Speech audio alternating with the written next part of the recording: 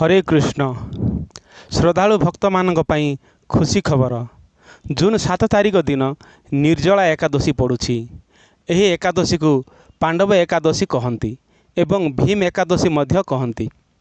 एही एकादशी को भीम एकादशी कहीं कहती कारण भीम केबे भी एकादशी करुनथिले। दिने भीम व्यासमुनि को पचारिले, हे व्यासमुनि, जे एकादशी करुनाहांती मृत्यु परे से जमपुर को निश्चिंत जीवे, किंतु मु केबे भी एकादशी करिनी, यार किछि उपाय बुझाओ। व्यासमुनि कहिले, हे भीम, ज्येष्ठ मासरे जो निर्जला एकादशी पड़ुछि सही एकादशी पालन कले गोटे वर्षर 24 एकादशीर फल मिलिब। तुमे सही एकादशी पालन कर।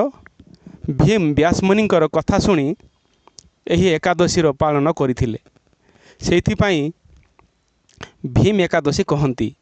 एही एकादशी पालन कले 24 एकादशीर फल मिलिब। आपण माने मध्य एही निर्जला एकादशी पालन करंतु आउ 24 एकादशीर फल पाआंतु। जय जगन्नाथ। हरे कृष्ण।